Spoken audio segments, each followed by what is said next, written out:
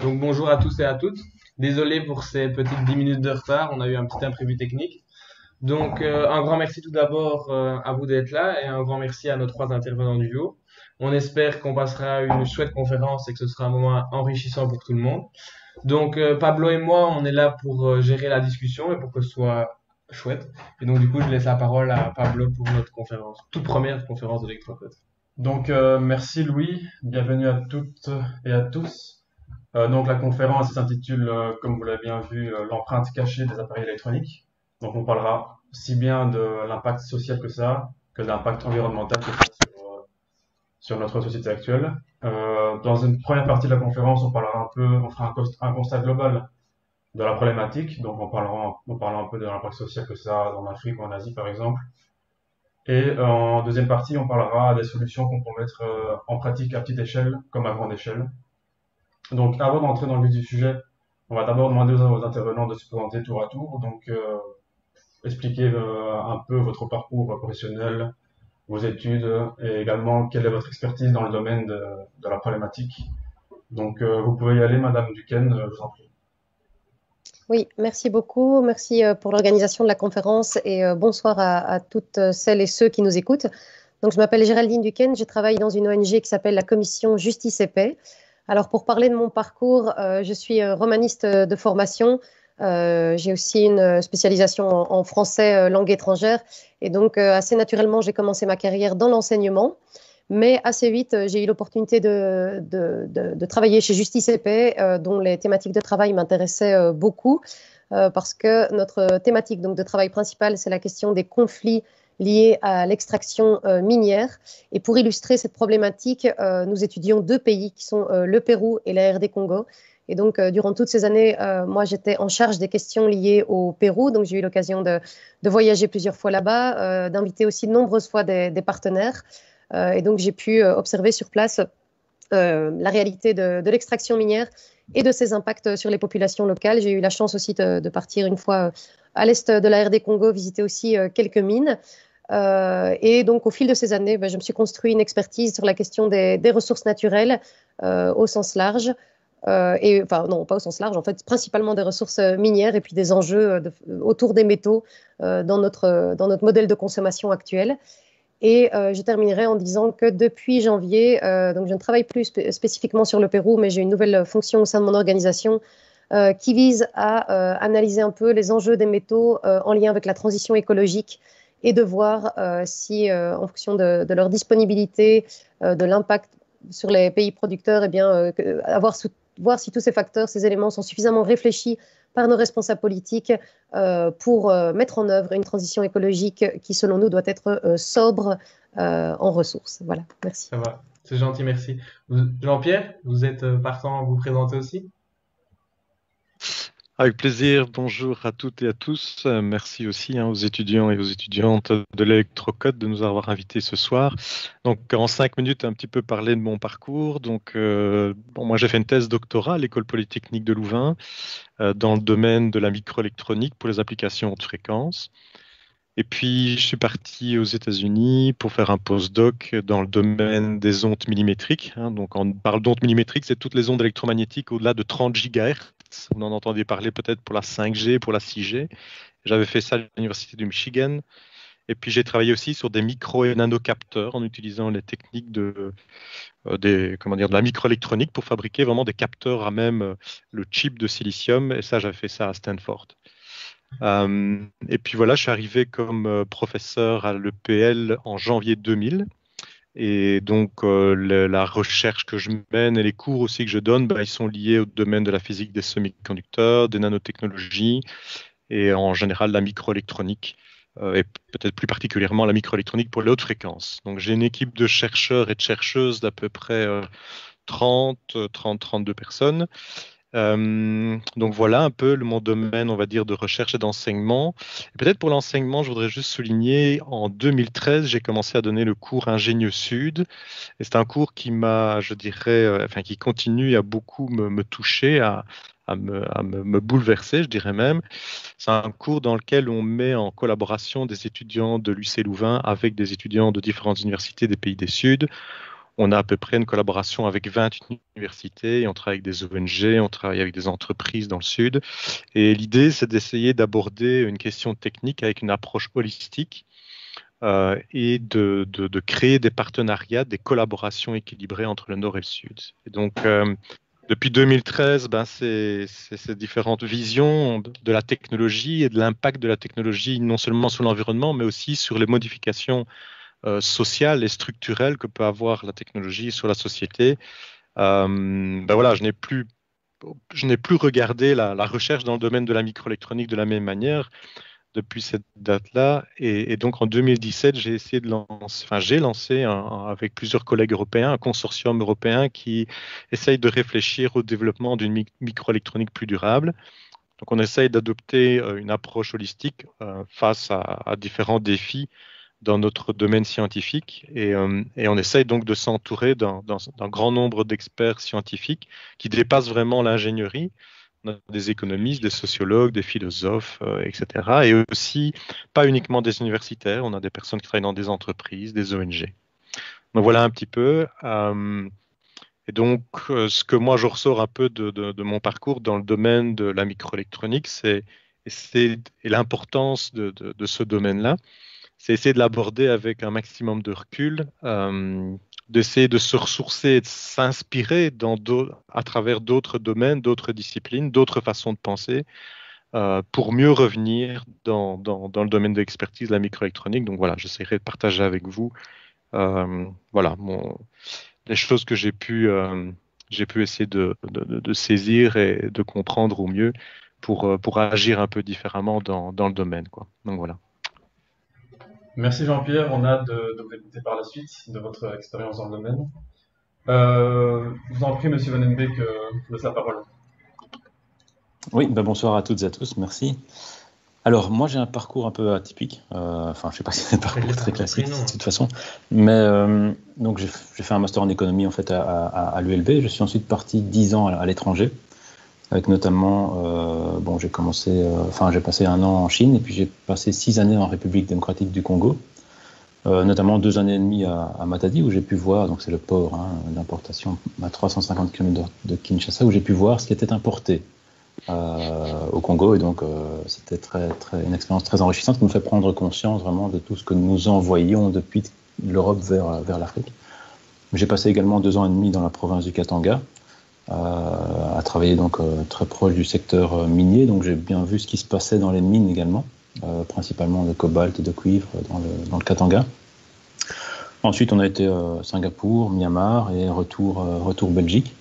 Après 10 années, j'ai vraiment finalement voulu capitaliser sur l'expérience acquise, expérience au sens large, expérience business, process, parce que j'ai appris énormément, mais également expérience de vie, de ce que j'ai pu voir, ce que j'ai pu apprendre en fait durant toutes ces expériences, pour faire vraiment une activité qui soit positive pour l'environnement et la société. Je suis tombé un petit peu par hasard sur le monde du smartphone de seconde main, reconditionné, et j'ai voulu un petit peu creuser, et j'ai vite compris que c'était un monde très, très opaque, qu'il y avait plein de choses à faire, et voilà comment j'ai commencé l'aventure de Smart World il y a maintenant 2 ans et demi. Donc voilà un peu mon parcours. Merci beaucoup. Donc maintenant on va pouvoir démarrer la conférence, enfin pas la conférence, mais démarrer une petite introduction du sujet. Avant ça, est-ce que Louis, tu veux te présenter en 10 secondes rapidement? Non, je veux bien, mais je m'appelle Louis, je suis en 4e année en ingénieur civil, j'ai pris l'option en construction et rien de spécial, j'aime bien le badminton, voilà. Pas plus, ok. Donc moi c'est Pablo, agent civil également en 3e année de bachelier, et un petit fait sur moi, ma couleur préférée c'est le mauve, j'en porte d'ailleurs. Et voilà, je pense qu'on est paré pour y aller. Donc maintenant on va faire une petite introduction, une petite mise en contexte pour un peu poser les bases de la conférence, donc un peu parler de l'impact que ça a au niveau social mais aussi environnemental. Donc aujourd'hui, comme la plupart des gens le savent, l'utilisation des appareils électroniques fait partie intégrante de notre quotidien, et pour la plupart d'entre nous, on en utilise tous les jours, plusieurs, voire des dizaines. Et il faut être conscient, et là c'est tout le but de cette conférence, c'est que leur impact sur l'environnement n'est pas négligeable. Et si on reprend l'exemple d'un smartphone, le smartphone, ce sera notre compagnon pendant toute la conférence, on va en parler en long et en large, et c'est lui qu'on va un peu prendre en exemple à chaque partie de la conférence pour avoir un cas concret. Et donc si, comme je disais, on prend l'exemple du smartphone, bah, tout le monde en possède un, voire plusieurs, et bah, le smartphone n'est pas aussi smart que ça pour l'environnement. En effet, selon l'ADN, donc l'Agence de l'environnement et de la maîtrise de l'environnement, il faut mobiliser jusqu'à 70 kg de matière, enfin de ressources naturelles, pour pouvoir fabriquer un téléphone. Et un téléphone rassemble jusqu'à 50 métaux différents. Donc bien sûr, ces éléments, il faut bien les extraire quelque part. Et nous verrons par la suite, notamment avec Géraldine, que bah, ces métaux, ils ont un impact social sur les populations locales où on extrait ces matériaux. Et donc, cet impact, donc, on parlera souvent par la suite, donc. Mais le smartphone n'a pas seulement un impact social, mais aussi bien sûr un impact énergétique qui est à prendre en compte. Si pour avoir un peu une unité de comparaison, nous prenons par exemple une télévision de 30-40 pouces, donc de taille assez moyenne, eh bien cette télévision, elle est responsable d'une émission équivalente à peu près 370 kg de CO2 équivalent.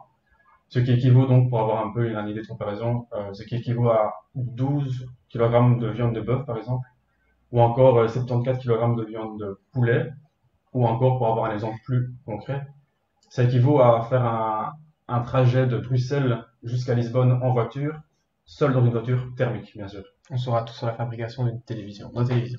Voilà, avec plaisir. Et donc, toujours d'après le même rapport de l'ADEME, 88% des consommateurs changent de téléphone alors que leur ancien fonctionne encore très bien. Donc c'est un chiffre qui fait un peu réfléchir et on se dit pourquoi est-ce que ce chiffre est si élevé. Eh ben, d'un côté, ce n'est pas seulement de la faute du consommateur qui veut acheter le nouvel iPhone et qui donc délaisse son ancien GSM pour acquérir ce nouvel iPhone avec des nouveaux gadgets et de nouvelles applications. Mais c'est aussi, on le verra, à cause de l'obsolescence programmée dont nous sommes un peu les victimes. Et donc tout porte à croire que finalement, dans la plupart des cas, les smartphones sont tout simplement pas conçus pour être robustes et réparables. Et donc ces aspects-là poussent bien sûr le consommateur à devoir, malgré lui d'un côté, consommer toujours plus et donc au final avoir un impact sur l'environnement toujours plus grand. Donc là, on a parlé un peu de la fabrication et de l'utilisation du GSM, mais aussi on pourrait parler de la fin de vie de celui-ci. Et donc logiquement, on se dit qu'on pourrait récupérer ces matières premières que le GSM contient et donc recycler. Mais on remarque, toujours d'après le même rapport, que seulement 15% des téléphones en fin de vie sont collectés pour être recyclés. Et donc cela voudrait dire bien sûr qu'il y a des milliers de millions de téléphones qui dorment tranquillement dans le tiroir, alors qu'ils pourraient très bien servir à d'autres personnes, ou bien ils pourraient être collectés pour être reconditionnés et réparés. Maintenant qu'on a fait un peu le tour des smartphones, tu aurais quelques chiffres ou quelques faits marquants à nous partager? Ouais, donc un peu, j'ai deux faits ici pour faire réfléchir.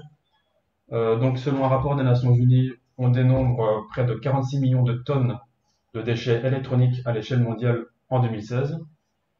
Et donc ce qui équivaut à 6,3 kg par habitant, ce qui est comme étonnant. Enfin, moi j'étais assez surpris par ce chiffre.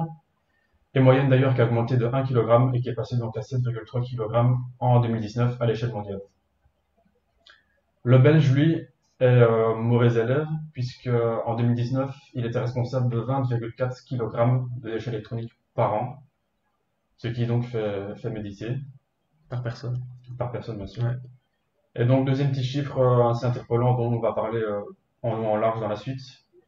Il coûte moins cher actuellement à une entreprise de se défaire de ces déchets électroniques en les envoyant en Asie, par exemple, que plutôt de les recycler de manière légale et en bonne et due forme.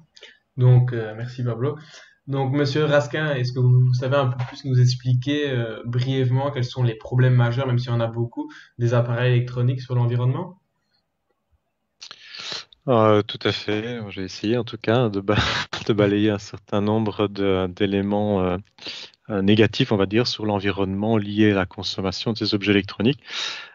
Ce qu'il faut faire d'abord, c'est regarder un peu le cycle de vie complet de ces objets électroniques, que ce soit de l'extraction des minerais, voilà, au raffinage de ces minerais, à la fabrication de l'objet et puis durant la vie de l'objet, puis finalement, comme vous le mentionnez, la fin de vie.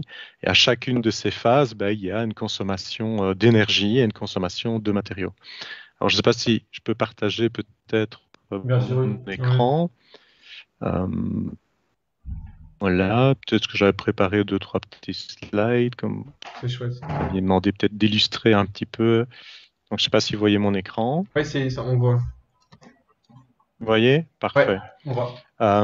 Donc ici, donc il faut savoir qu'il y a quand même de plus en plus maintenant des think tanks ou des différents regroupements, on va dire, de personnes, de scientifiques de tous bords qui essaient un peu d'évaluer l'impact de ces objets électroniques. Et là, comment dire, un think tank que beaucoup de gens connaissent, c'est The Shift Project. D'ailleurs, plusieurs chercheurs et académiques de l'UC Louvain participent à ces rapports. Et donc là, on voit un graphe qui est l'émission de gaz à effet de serre par tout ce qui est les technologies de l'information et des communications au fil des années. Et ce que l'on peut observer, c'est qu'aujourd'hui, en 2020-2021, on est au niveau de 4%, donc par rapport à l'émission totale des gaz à effet de serre au niveau de la planète. Et 4%, ça équivaut à tout le transport aérien civil. Et puis on voit en fonction des tendances, on est dans une augmentation accrue du nombre de données donc échangées, et donc la nécessité pour l'échange de ces données d'infrastructures lourdes. Et tout ça fait qu'on va normalement, vu la croissance actuelle, atteindre des niveaux qui pourraient approcher les 8% si on reste dans des tendances similaires à aujourd'hui. Donc 8% des gaz à effet de serre qui seraient liés à notre utilisation des objets électroniques. J'insiste, les objets électroniques dans le domaine uniquement des aspects télécommunications et partage d'informations. Donc quand je disais le cycle de vie, c'est intéressant de voir quelle est la proportion de l'énergie consommée sur le cycle de vie de l'équipement. Et deux étapes importantes, c'est l'étape de fabrication et l'étape d'usage. Et on voit que sur ce graphique, pour un certain nombre d'objets électroniques, on voit des ordinateurs, téléviseurs, aussi des smartphones. On voit qu'en règle générale, on consomme à peu près la moitié de l'énergie nécessaire dans le cycle de vie complet de l'équipement. La moitié est utilisée pour sa fabrication. D'où l'importance d'avoir des objets dont la durée de vie soit la plus longue possible. C'est un peu le message qui est donné. Alors le smartphone, vous avez dit, ça allait être un peu le fil conducteur. Donc là, ici, des chiffres pour un smartphone, le iPhone 8. Vous pouvez retrouver, c'est des données qui sont tout à fait disponibles, que je pourrais partager avec qui veut. On voit que la répartition ici de l'énergie, en tout cas ici exprimée en équivalent CO2. Et on voit que, de nouveau, c'est la production qui domine largement. On a le transport, on a la fin de vie et puis la phase d'usage. Donc, vous voyez qu'ici, de nouveau, pour le smartphone, vu sa durée de vie, qui est en moyenne, que vous le citiez, à peu près 18 mois, 80% de l'énergie qui se transforme donc ici en émissions de gaz CO2 équivalent, ça se trouve lors de la fabrication même de l'objet. Et donc, je vais insister, juste peut-être là pour terminer, c'est que l'impact environnemental, on l'imagine à travers le smartphone, mais on doit bien imaginer que le smartphone ou plein d'autres objets qui nous entourent ne peuvent pas rendre leur fonction, leur usage ne peut pas être possible si derrière cet objet qu'on tient en main, s'il n'y a pas toute cette infrastructure. Quand on parle de l'infrastructure, c'est le réseau. Donc, c'est, par exemple, pour la téléphonie mobile, c'est les base stations, c'est tout ce qui est du câblage, ça peut être les satellites, ça peut être aussi le stockage de l'information, donc les data centers, etc., etc. Donc, il y a une infrastructure extrêmement massive qui se trouve derrière tous ces applicatifs. Et là, c'est juste l'exemple de la consommation. Si on pense consommation électrique au niveau du smartphone, ce que nous, on observe en termes de consommation électrique, c'est notre batterie. Il faut savoir que l'énergie électrique utilisée, par exemple, pour téléphoner, pour envoyer des messages ou pour regarder une vidéo sur votre smartphone, la consommation électrique que vous observez est de l'ordre à peu près de 1 à 2% uniquement de l'énergie totale pour vous rendre ce service. Et donc, toute l'énergie consommée se trouve ailleurs. C'est l'accès au réseau mobile, c'est l'accès c'est l'alimentation des base stations, des data centers, etc., etc. Donc ça, il faut vraiment bien se rendre compte ce que l'utilisateur peut observer en termes d'utilisation de matériaux et d'énergie. C'est vraiment la tête de l'iceberg, quoi. Le plus important en termes de consommation d'énergie et de matériaux. Voilà, ici, par exemple, la quantité de matériaux utilisés pour l'infrastructure. Ben, on voit que, par exemple, on utilise 30% du cuivre extrait au niveau mondial uniquement pour les technologies de l'information. 80% de l'indium. L'indium, c'est un matériau assez magique, hein, c'est un matériau semi-conducteur, un matériau isolant, transparent,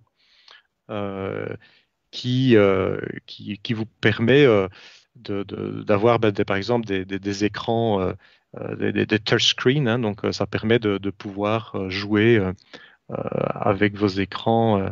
Et là, ben voilà, 80% de l'indium est extrait pour ce type d'applicatif.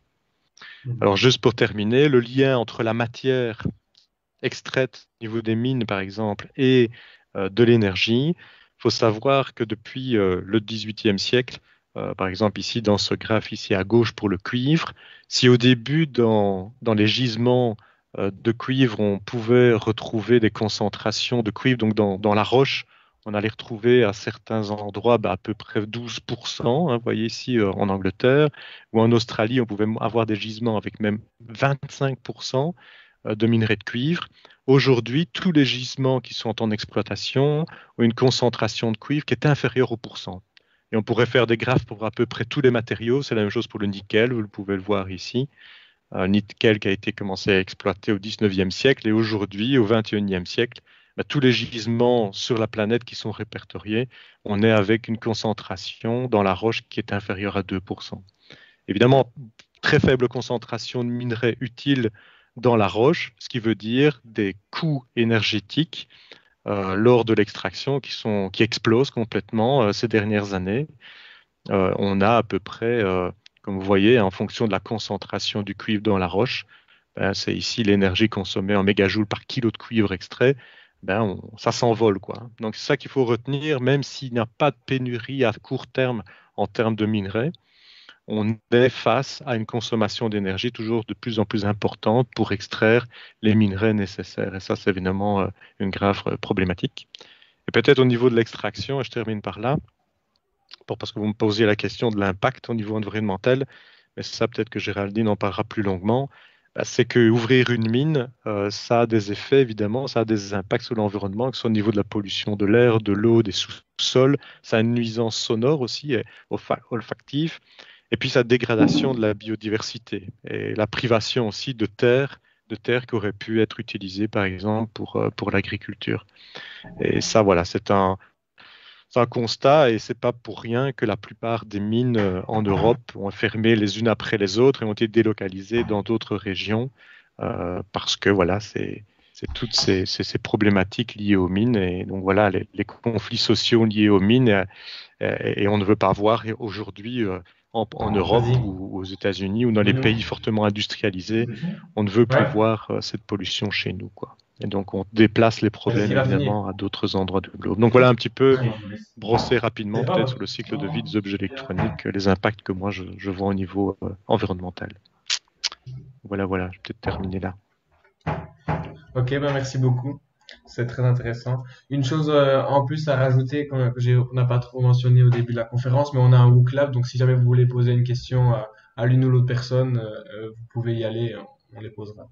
De manière anonyme. Ouais, que ce sera un peu plus interactif. Vous pouvez aussi bien sûr liker les questions si la question vous plaît et si vous voulez qu'on la pose en premier, pas pour les autres, donc n'hésitez vraiment pas. Donc revenons à nos moutons, pardon.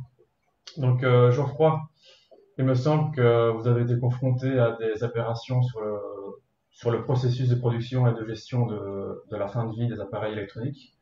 Vous pouvez un peu nous en dire plus à propos de ça ? Oui, bien sûr. Alors effectivement, moi, j'ai une relative expertise dans tout ce qui est smartphone et tablette. Hein, ça se tient quand même bien le préciser. Mais bon, enfin, en ce qui concerne la production, bon, effectivement, moi, j'ai été amené à voir la réalité des travaux, des conditions de travail dans les mines pour y avoir travaillé tout un temps. Et en Chine, j'ai également vu les conditions de travail et on sait bien que finalement Les matériaux qui constituent nos smartphones proviennent de mines, typiquement en Afrique, en Amérique latine, etc. Et les conditions de travail, bon ça Géraldine en parlera mieux que moi, mais ne sont pas bonnes du tout dans la plupart des cas. Et puis c'est un peu la même chose en Chine. Effectivement, il faut savoir aussi que lorsqu'on achète un smartphone, avant d'arriver dans votre poche, il effectue l'équivalent de 4 fois le tour du monde, ce qui est quand même conséquent. C'est vraiment finalement la somme des distances en fait, pour acheminer chaque matériau aux usines d'assemblage, etc. Et puis finalement amener le téléphone dans votre poche. Bon, finalement, la production est assez opaque. On n'a pas trop d'informations sur la composition exacte non plus des smartphones, etc. Ce qui rend finalement en bout de course aussi le recyclage très, très complexe, et la multitude de métaux différents qui s'y trouvent ne permet pas non plus d'extraire une grande quantité de métaux. En tout cas, il faut sélectionner en bout de course. Et ça, finalement, c'est une grosse problématique de ce type d'appareil.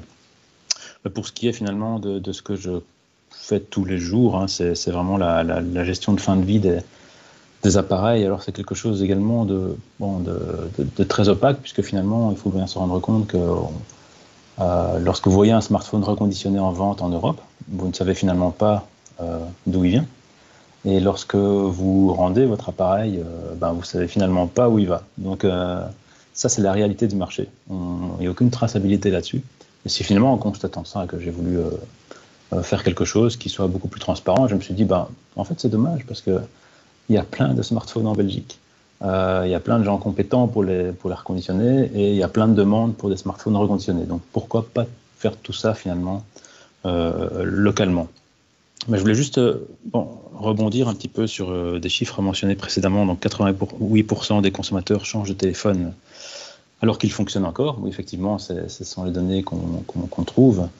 Par contre, il y a une donnée qu'on oublie de mentionner, que les gens ne savent pas. Généralement, c'est que de notre expérience de terrain, la principale en fait cause d'une non-utilisation d'un téléphone suite au fait que quelqu'un le rende, c'est pas une obsolescence programmée ou ce genre de choses. En fait, c'est simplement parce que les gens ne pensent pas qu'il faut déconnecter leur compte Google ou iCloud du téléphone. Et finalement, il y a plein de petites actions à faire pour avoir un impact significatif, style protéger son téléphone avec une coque, un écran de protection, et déconnecter ses comptes.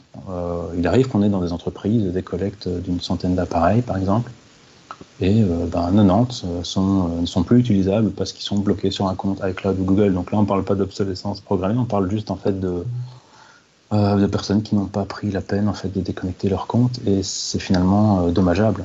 C'est une action qui prend 2 minutes et qui pourrait finalement tout changer. Donc voilà, quelques mots là-dessus, parce que je sais qu'après on parle encore beaucoup de smartphones, donc j'ai pas non plus envie qu'on se répète, mais voilà déjà un petit aperçu en fait de la situation. Ouais, c'est chouette, merci. Et du coup, une petite dernière question pour vous, Géraldine. Vous avez été confronté à des problématiques liées à l'extraction des matières premières au Pérou ou au Congo. Est-ce que vous savez un peu nous dire qu'est-ce qui se passe concrètement là-bas? Oui. Oui, j'ai une imprimante qui fonctionne derrière moi, donc ça fait un peu de bruit, mais ça va s'arrêter. Simplement, rappeler déjà que c'est souvent bien loin de chez nous, donc de l'Union européenne, de la Belgique, que sont extraits les minerais qui interviennent dans les smartphones, qui composent nos appareils électroniques. Et l'Union européenne est bien consciente qu'elle est tout à fait dépendante de pays étrangers pour son approvisionnement, et elle élabore des stratégies pour justement répondre à cela et contrer cette difficulté. Et donc, de fait, nous, chez Justice EP, on étudie 2 pays, qui sont le Pérou et la RDC, qui sont 2 pays importants au niveau de la production minière.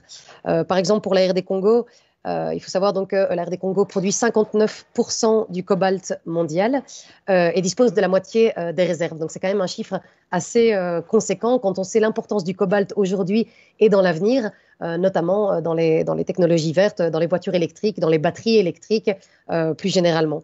La RD Congo produit aussi 33% du tantal au niveau mondial. Et le Tantal, il intervient dans tous les smartphones au niveau des condensateurs.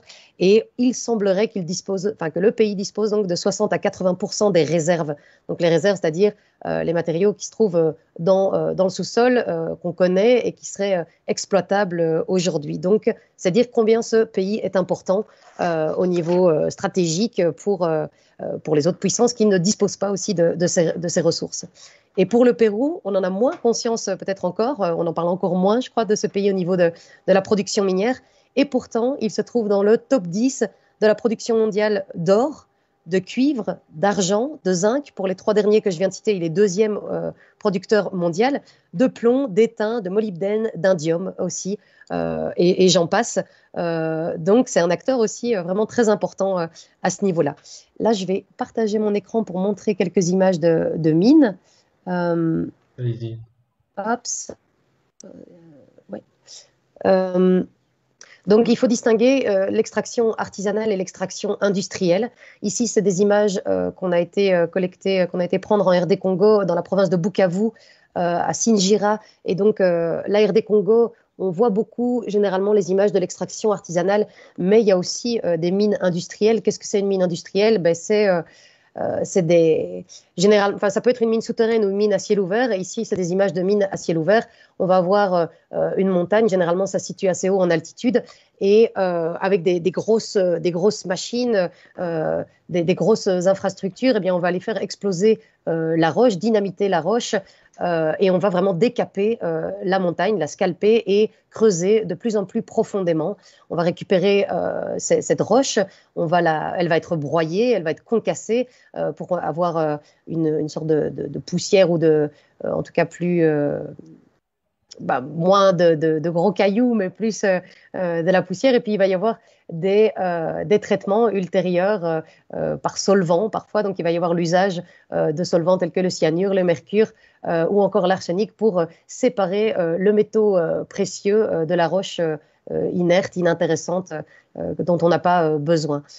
Ici, c'est une mine donc d'or exploitée par une société canadienne, Banro, et qui cause pas mal de problèmes parce qu'ici la photo qu'on voit en bas à droite, c'est toutes les familles qui ont été délocalisées à cause parce qu'elles se situaient sur la zone d'exploitation, sur la concession, et elles ont été délocalisées en haut d'une montagne dans une zone qui est pratiquement inhabitable en fait.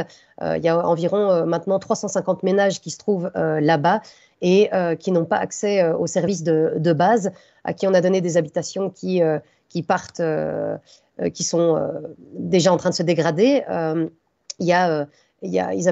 L'entreprise avait promis des écoles et il n'y a pas les écoles qui étaient promises. Il y a un dispensaire, mais avec trop peu de personnel. Enfin, en tout cas, il y a et donc ça fait que la population est en train de mourir dans cet endroit, vraiment.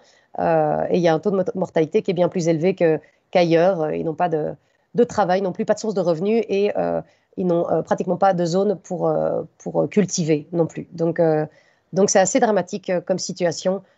Et donc, on a pu constater pas mal de violations des droits humains. Au niveau de l'exploitation artisanale, c'est celle dont on entend peut-être plus parler quand on parle de l'exploitation minière à l'est de la RD Congo. Ici, quelques images pour vous montrer. Ici, elle se déroule de façon souterraine. Donc, c'est des hommes principalement, qu'on appelle des creuseurs, qui vont, avec un matériel tout à fait rudimentaire, une pelle, une pioche, s'enfoncer dans la terre, construire des galeries. Et bien souvent, presque toujours, leurs conditions de travail sont assez dramatiques. Il arrive, les accidents sont fréquents, donc c'est-à-dire des éboulements et des personnes restent ensevelies sous la terre. Et puis, ils travaillent des heures et des heures durant. Ils rencontrent aussi des problèmes d'oxygène. Ils inhalent des poussières aussi qui peuvent être toxiques et qui peuvent créer des maladies pulmonaires. Donc, c'est assez... voilà. Et on ne sait jamais aussi ce qu'on trouve, ni ce qu'on va gagner. Je parle peut-être un peu trop longtemps, mais parfois on trouve quelque chose qui va nous permettre de vivre, qui va permettre à ces personnes de vivre pendant un mois, et puis parfois pendant un mois, on ne trouve rien.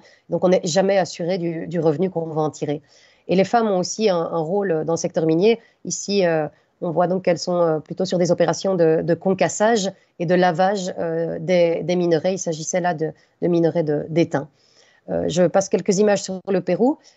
Ici, c'est la plus grande mine d'or d'Amérique latine, donc la mine de Yanacocha à Cajamarca dans le nord du Pérou, qui est une opération minière qui est en cours depuis 30 ans et qui a généré pas mal d'impacts négatifs sur la vie des populations environnantes et de la ville de Cajamarca qui se situe à quelques kilomètres.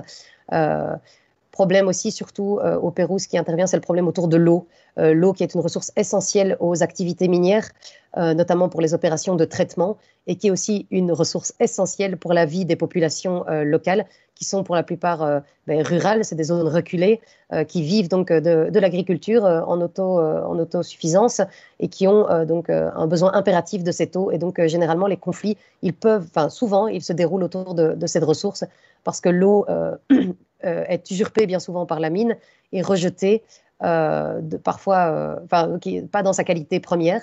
En plus de ça, il peut y avoir des pollutions inhérentes aux opérations minières, c'est-à-dire des métaux qui se solubilisent en acide sulfurique, qui se répandent dans les nappes phréatiques, dans les eaux souterraines et qui vont avoir des impacts directs sur les cultures et aussi le bétail de ces populations. Dans de nombreux cas, on a vu que ce bétail mourait en masse, en fait, en lien avec les pollutions de la mine. Une autre photo assez marquante, la mine de Cerro de Pasco, qui se trouve donc toujours au Pérou, à plus de 4000 mètres d'altitude, où on voit vraiment une ville ici de 90 000 habitants autour d'un open pit, d'une mine à ciel ouvert. Et c'est aussi un endroit où on va voir de nombreuses pollutions et impacts négatifs sur la santé des populations. Ici, on voit vraiment une montagne de déchets miniers, donc c'est un peu ce dont on n'a pas besoin, qui va constituer, les déchets miniers, ce qui n'était pas valorisable, et qui va constituer des grosses montagnes de déchets, des montagnes artificielles, mais qui sont extrêmement toxiques, extrêmement polluantes.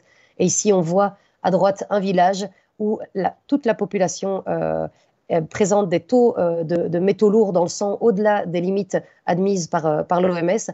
C'est quoi des métaux lourds? C'est du cadmium, c'est de l'arsenic, c'est du chrome que ces populations et les enfants aussi ont dans le sang, ce qui va créer des maladies, des problèmes rénaux, des malformations aussi. Et simplement, je terminerai en disant qu'il y a aussi de l'exploitation artisanale et illégale en RD Congo qui participe notamment à la déforestation de la forêt amazonienne avec...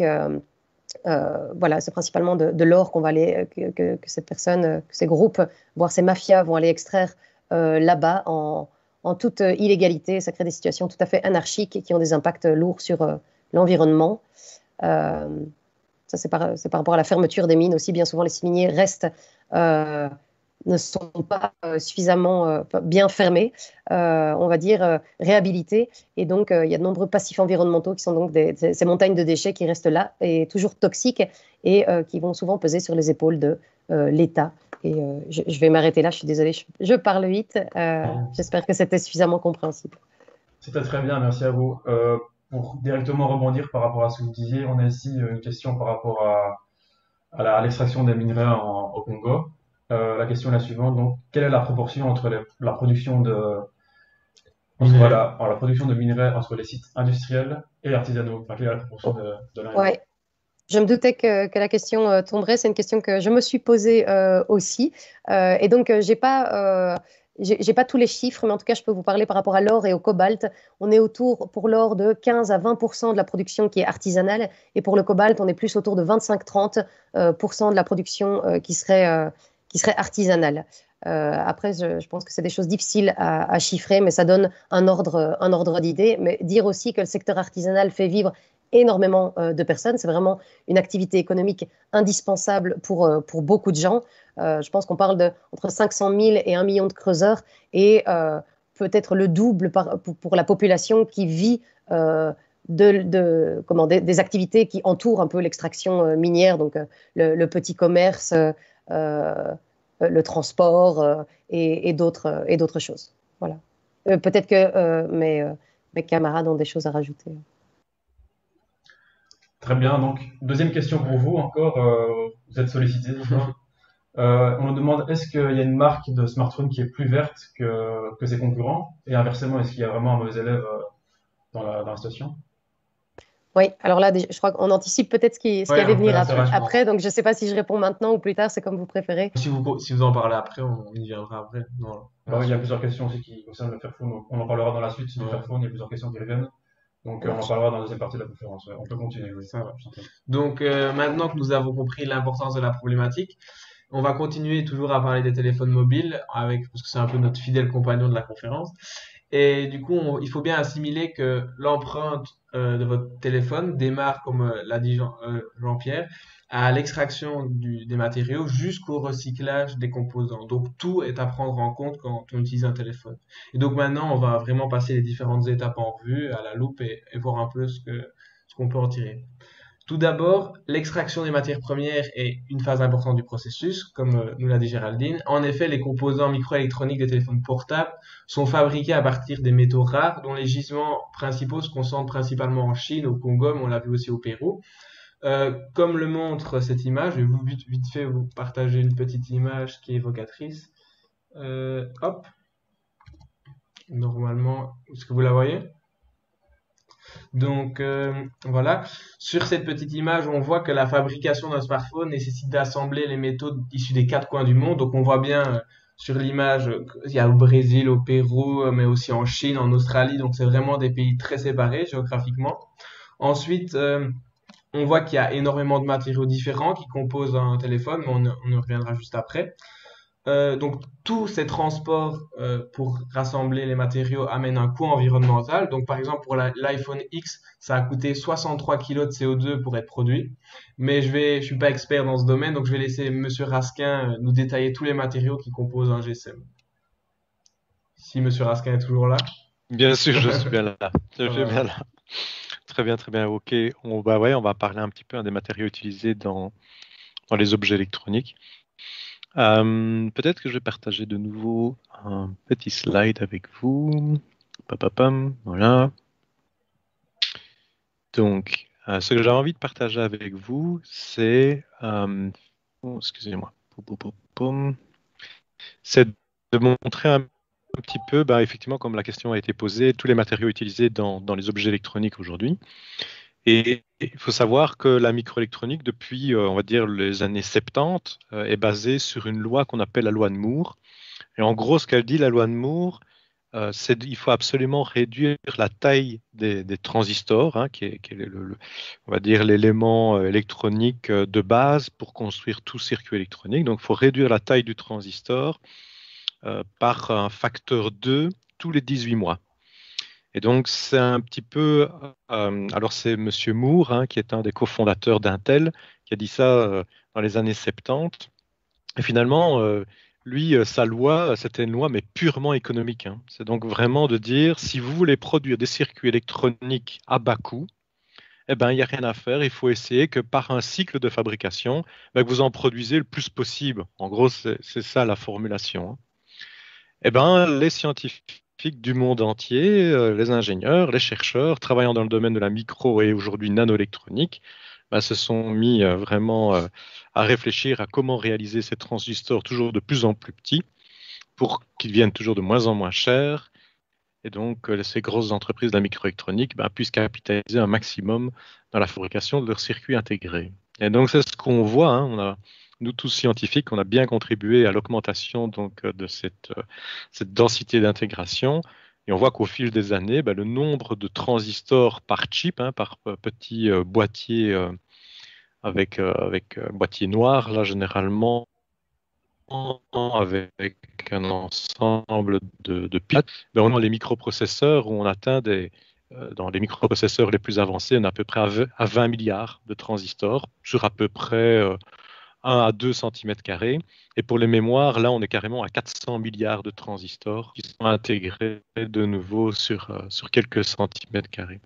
Alors, pour arriver à faire ça, il faut comprendre un peu de la physique du solide. L'idée, c'est pas de faire un cours de la physique du solide aujourd'hui, mais juste me croire sur parole. Voilà le tableau de Mendeleïev, où on retrouve ici en bleuté les éléments du tableau périodique qui étaient utilisés dans les années 80 pour fabriquer ces circuits intégrés. Alors, qu'est-ce qu'on retrouve? On retrouve bien sûr le silicium, hein, qui est, faut le savoir, 99% de l'électronique qui nous entoure est sur base de silicium. Et puis on utilise du phosphore, on va utiliser du bore pour le dopage, on va utiliser de l'aluminium pour les connexions métalliques et électriques entre les différents transistors, etc. Ça, c'est dans les années 80. Dans les années 90, on voit qu'on commence à utiliser le cobalt, qui a été cité. On l'utilise pour réduire les contacts électriques. Parce que si vous diminuez la taille du transistor, il est de plus en plus difficile d'accéder au transistor lui-même sans avoir des grosses résistances en série avec ce transistor. Donc, il faut réduire la résistance d'accès à ces transistors. Le cobalt, il joue un rôle là-dedans, le titane aussi.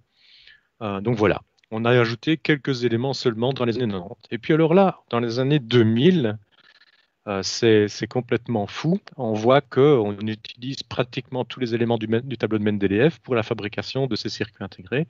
Au final, dans le circuit intégré, on va retrouver à peu près 60 éléments du tableau périodique. Et je ne vais pas les passer en revue ici. Et je vais pas... En gros, ce que vous pouvez retenir, c'est que si on veut conserver une fonctionnalité du transistor, qui est en gros au niveau digital un interrupteur. J'applique une tension sur la grille du transistor, il y a un courant qui passe. Je n'applique pas la tension, il n'y a pas de courant qui passe. Donc c'est vraiment un interrupteur. Pour réaliser cet interrupteur qui aujourd'hui a une taille entre l'entrée et la sortie qui est de l'ordre à peu près de 10 nanomètres. Et l'épaisseur du diélectrique de grille qui contrôle le passage ou pas le passage du courant, on est à 1 nanomètre, donc 3 couches atomiques de dioxyde de silicium en gros ou d'isolant. Donc vous vous rendez compte la taille du dispositif. Pour conserver cette fonctionnalité de base, on doit introduire de plus en plus de matériaux divers pour leurs propriétés physico-chimiques. Donc voilà, c'est les matériaux utilisés aujourd'hui dans la microélectronique. Je parle de microélectronique, mais on pourrait parler aussi de toutes les énergies dites renouvelables.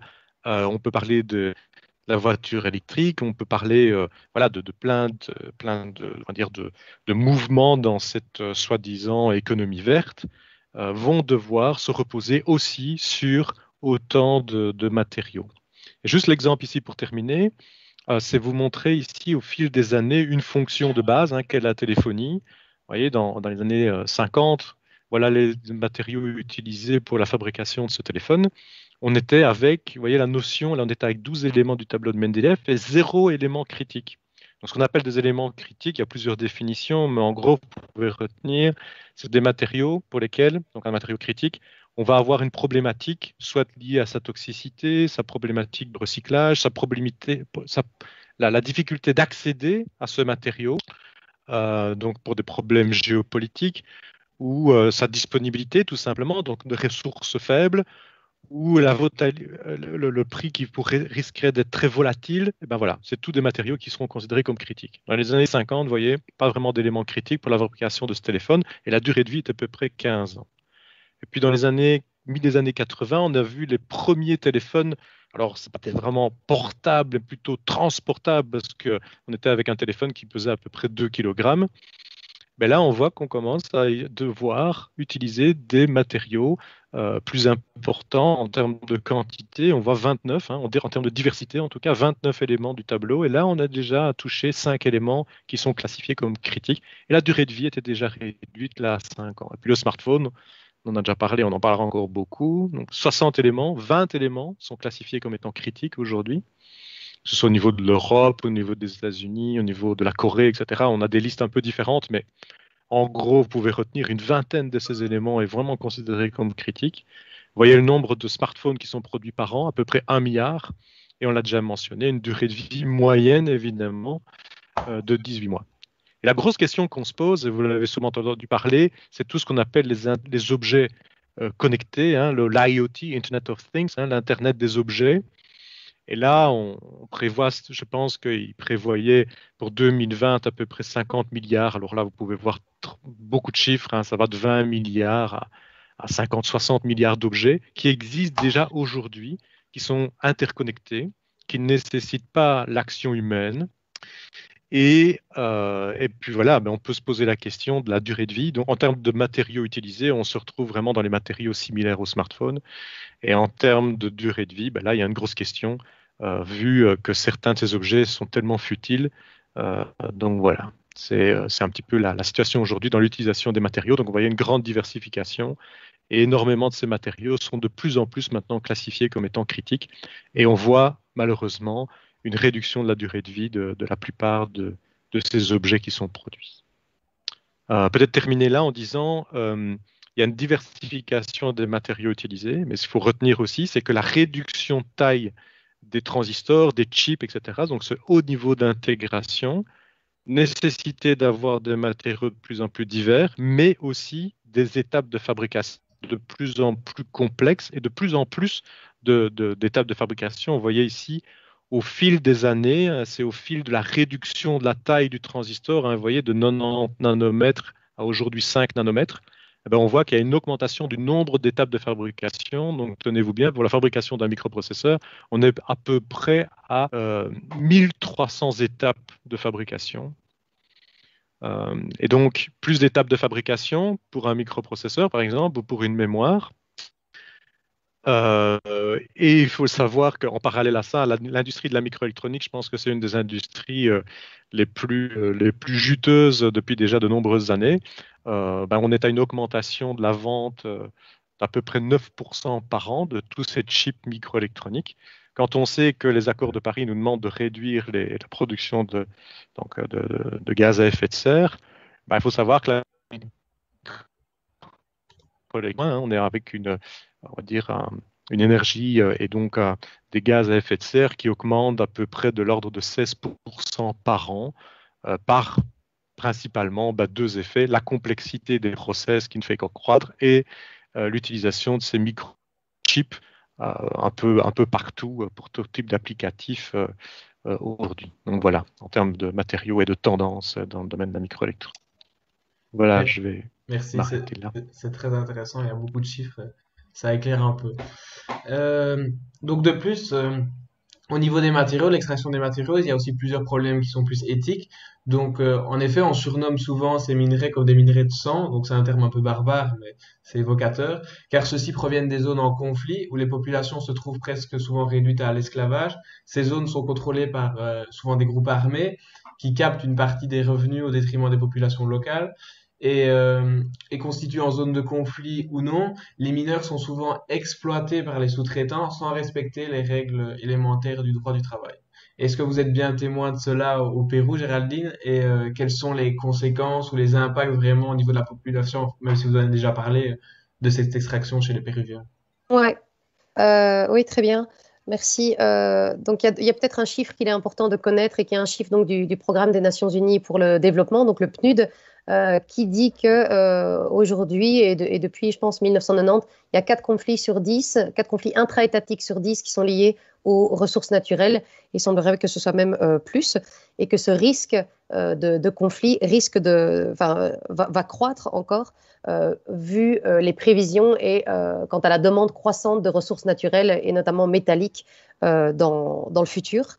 Par rapport à la situation donc, au Pérou et en RDC, on observe 2 situations différentes. Au Pérou, on va observer des conflits sociaux, ce qu'on appelle des conflits sociaux, donc qui sont différents des conflits armés. Donc des conflits sociaux, et depuis une bonne dizaine d'années, 10-15 ans, la tendance est assez constante. Il y a environ 200 conflits sociaux en cours au Pérou, et dans la majorité des cas, dans les 3/4 des cas, ce sont des conflits liés à des raisons socio-environnementales. Et dans ces raisons socio-environnementales, c'est principalement des projets miniers. Donc on voit ici un rassemblement de personnes autour d'une lagune qu'ils veulent protéger et qui est mise en danger par le projet minier à venir. Il y a aussi tout un phénomène important qu'on observe au Pérou, mais même ailleurs, ce qu'on appelle la criminalisation de la contestation sociale. C'est-à-dire que lorsque la population n'est pas d'accord avec un projet, alors que normalement au Pérou, elle devrait être consultée parce que le Pérou a adopté en 2011 une loi sur la consultation libre, préalable et informée des populations qui risquent d'être affectées par des projets industriels, on va dire. Eh bien, cette loi, elle est vraiment très mal appliquée, très peu appliquée. Elle ne permet jamais à des populations de dire véritablement non à un projet. Et donc, la réponse de l'État quand les populations se mettent à protester, à manifester, elle est souvent répressive. Donc on va déployer la police, on va déployer même les forces armées, on va déclarer des états d'urgence, donc on va empêcher les gens de manifester alors qu'ils le font de façon pacifique.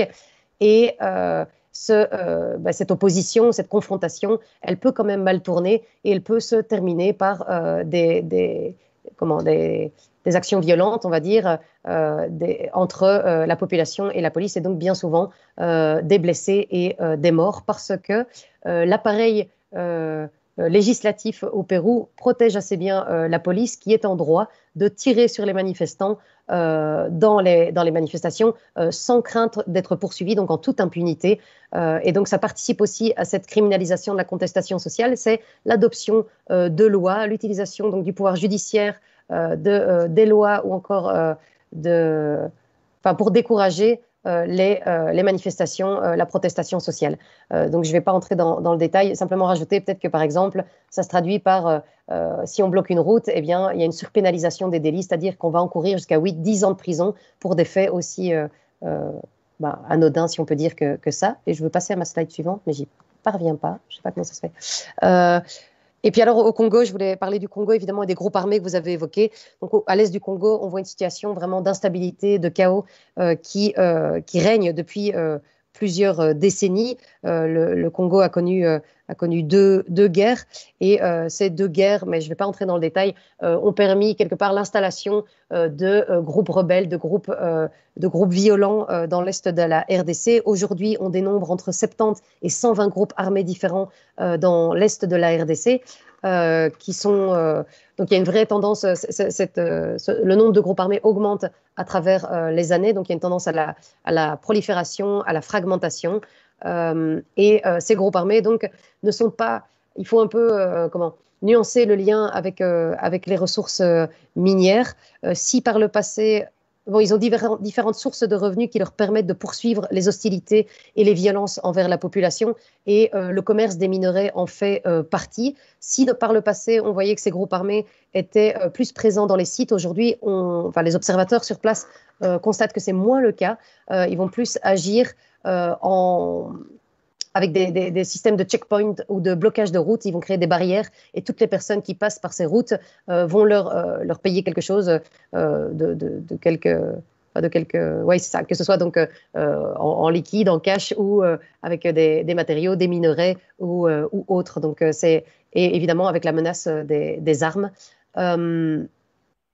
Mais de dire, oui, que finalement, en tout cas, il y a une situation vraiment conflictuelle, même si elle est de basse intensité aujourd'hui, qui règne à l'est de la RDC et qui a de nombreuses conséquences sur les populations, donc des violences physiques.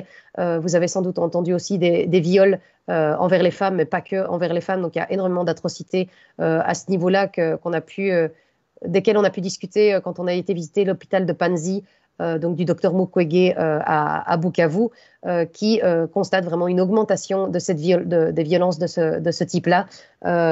Et voilà, donc vraiment le viol utilisé comme déstructuration, comme arme de déstructuration de la société, de la famille, comme attaque au symbole que représente la femme, la stabilité de ces sociétés-là.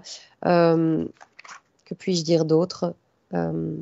Je vais peut-être m'arrêter là, et s'il y a des questions, j'approfondirai.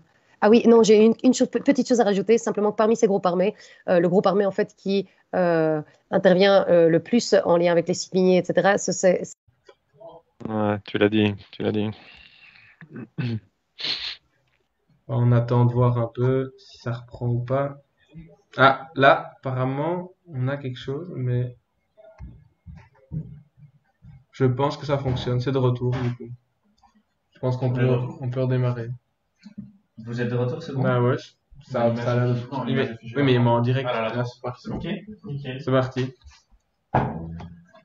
Bah désolé, nous reprenons après un petit problème de Wi-Fi, nous reprenons la conférence. Petite pause anticipée, on va dire. Ouais. Bon, là, on est reparti alors. Donc, on a noté à Géraldine qui finissait d'expliquer la situation au Congo, si je ne me trompe pas. Vous avez fini d'expliquer ou je pense que j'avais terminé, oui. Ah, je pensais qu'il reste encore une partie. Parfait, mais pour réagir par rapport à ça, on a une question dans le chat. On a parlé de la situation au Pérou. Mais qu'en est-il de la Bolivie? Est-ce qu'elle est similaire ou alors au contraire vraiment beaucoup mieux, on va dire ça comme ça? J'avoue ne pas être vraiment en mesure de répondre à la question. Donc moi, vraiment, le pays que je connais, c'est le Pérou et pas tant, un peu moins la situation régionale et pas forcément la situation de la Bolivie. Donc de Parfait. peur de dire des bêtises, je préfère me taire. Aucun Une problème. question? Non? D'autres questions? Non, on peut continuer. Ça va. Donc, maintenant qu'on a tous les éléments réunis, on peut démarrer la fabrication du smartphone.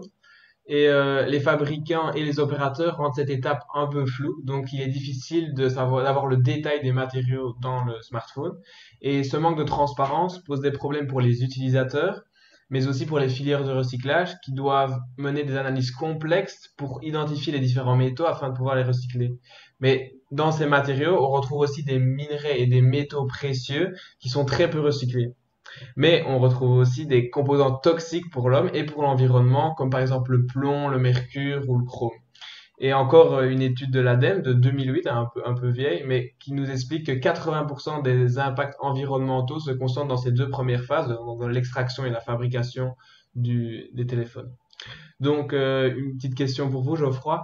Pouvez-vous un peu nous expliquer comment ça se passe la production dans les smartphones? Enfin, je sais pas, vous avez peut-être pas travaillé là-dedans, mais si vous avez vu des aberrations quand vous avez travaillé avant de créer votre entreprise, des choses un peu marquantes ou au niveau de la production. Bon, alors, il y a déjà beaucoup de choses qui ont été dites, hein, donc je ne vais pas non plus répéter parce que c'était Bien sûr. bien dit et très, très intéressant.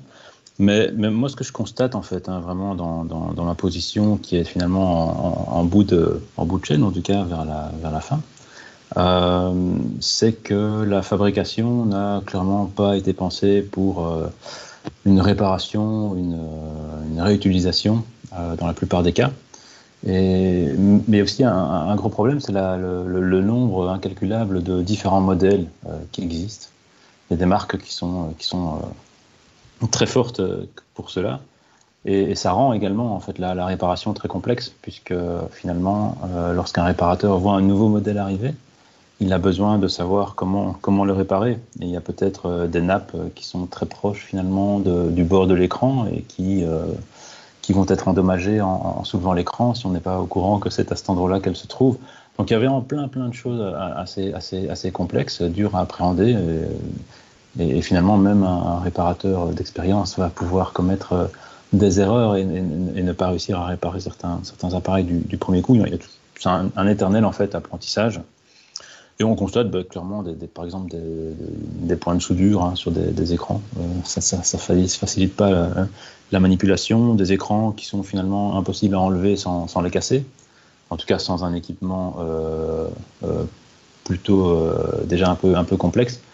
Parce que finalement, c'est surtout le cas de modèles entrée voire milieu de gamme qui sont donc très accessibles, mais donc qui ont été fabriqués de manière pas du tout optimisée. C'est beaucoup de colle en fait hein, qui est mise. Mais finalement, on est vraiment dans une dynamique quand même où les marques sont dans une c'est plus une guerre de marques Samsung versus iPhone versus Huawei, c'est plutôt une guerre de systèmes d'exploitation en fait, Android versus iOS. Et donc on constate quand même malgré tout que les marques sont tout à fait d'accord que l'on utilise encore un iPhone par exemple qui a 7 ans, 8 ans d'âge, du moment qu'on est finalement sur iOS, on va rester dans leur système et on va finalement continuer à consommer. Et donc ça, par contre, c'est quand même quelque chose qui permet d'aller dans le bon sens d'une manière ou d'une autre, et puis aussi des indices de réparabilité qui commencent à voir le jour, des réglementations qui vont dans le bon sens. Donc il y a pas mal de mauvaises choses faites à la base, mais on va quand même petit à petit dans un sens un peu moins mauvais, on va dire, en termes de réparabilité.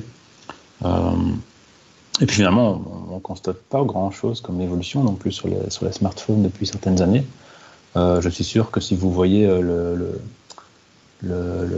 clip de lancement d'un smartphone d'il y a 4 ans, si on ne vous disait pas que c'était le smartphone d'il y a 4 ans, vous diriez encore aujourd'hui, bah tiens, c'est dingue tout ce que ça fait cet appareil-là. Et au final, on n'utilise quasiment aucune fonctionnalité très, très avancée pour la plupart des gens. tout ce qui évolue maintenant, c'est l'appareil photo. Au final, on achète un appareil photo et une caméra, plus qu'autre chose. Donc voilà ma petite intervention sur le sujet pour pas non plus passer trop de temps, et surtout plein de choses très intéressantes ont déjà été dites là-dessus. Ça va, pas de souci, merci.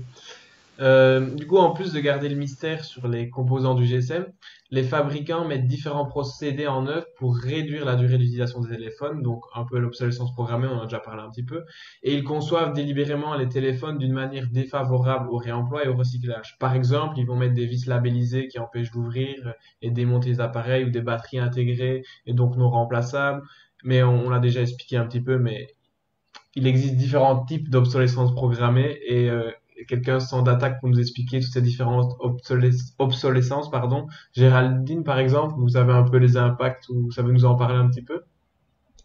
Oui, je veux bien. Essayer du moins, parce que c'est pas mon domaine de prédilection. Et donc, il y a plusieurs définitions qui existent, hein, et il y a plusieurs classements quant au type d'obsolescence. Ici, je me suis renseignée sur celles qui sont proposées par Repair Together, qui est la fédération des Repair Cafés en Belgique, qui propose la définition suivante donc, de l'obsolescence programmée, qui est l'ensemble donc, des techniques, vous l'avez un peu dit, destinées à réduire la durée de vie ou d'utilisation d'un produit pour augmenter le taux de remplacement. Et alors les différentes formes, on pourrait parler d'obsolescence technique, c'est-à-dire le but qui s'exprimerait par le fait de limiter la durée de vie en fragilisant l'un des composants. Donc ça, c'est une première chose. Par exemple, en sous-dimensionnant un élément électronique ou en le plaçant à un endroit où il peut être vulnérable, où il va plus vite s'user, etc. Il y a l'obsolescence esthétique, donc c'est celle qu'on a déjà évoquée aussi, qui est liée au marketing, en fait, à la publicité, aux effets de mode, qui fait que même si notre téléphone fonctionne encore, on va être tenté de le renouveler pour acquérir le dernier modèle. Puis il y a l'obsolescence logicielle aussi, qui est très problématique, et qui est celle qui est liée, qui concerne surtout le domaine de l'informatique et des smartphones, et qui est liée à ces fameuses mises à jour, souvent obligatoires, qui vont ralentir en fait le fonctionnement de notre smartphone, voire qui vont empêcher, je sais pas, qu'on utilise encore certaines applications, etc. Et donc qui vont nous pousser à remplacer notre téléphone, à en acquérir, à s'en procurer un autre, et qui sont aussi, comme Geoffroy l'a dit, des entraves à la réparation. Et vous l'avez cité, avec parfois des vis spéciales, des têtes de vis où on n'a pas, où les outils nécessaires pour les enlever ne se trouvent pas chez Brico, quoi. Et voilà. Et donc, oui, on a évoqué aussi les lois qui existent et les mesures législatives qu'il faudrait mettre en œuvre pour davantage lutter contre cette obsolescence. En France, il y a une loi qui existe depuis 2015 pour lutter contre l'obsolescence programmée, qui a déjà donné lieu à plusieurs procès, qui ont parfois été remportés, mais jamais en fait pour la raison de l'obsolescence programmée, qui est extrêmement difficile à prouver, en tout cas dans la manière dont eux, en France, ont formulé les choses, parce que c'est très difficile de prouver le côté volontaire, délibéré du producteur, du fabricant, dans le fait de vouloir délibérément réduire la durée de vie d'un objet. En Belgique, on n'a pas de loi. Il y a eu plusieurs propositions qui ont été mises sur la table, il y en a encore, qui sont en travail du côté d'écolo, par exemple, mais il n'y a aucune loi qui a encore été adoptée. Espérons que ça arrive assez vite. Oh, j'ai coupé mon micro. Espérons que ça arrive assez vite, du coup. Merci.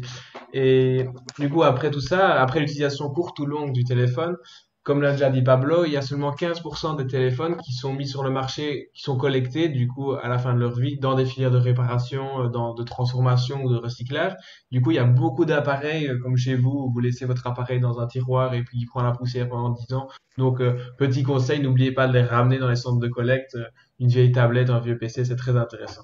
Ou à Là, on peut en profiter pour faire un petit peu de pub pour nous. Donc, à l'électro, c'est notre activité principale, donc c'est la réparation et aussi la collecte de matériel pour la recycler, notamment avec notre partenaire qui est Oxionam, qui récupère tout le matériel, enfin tout le matériel informatique et électronique et le recycle. Donc, n'hésitez pas à penser à nous dans ce cas-là.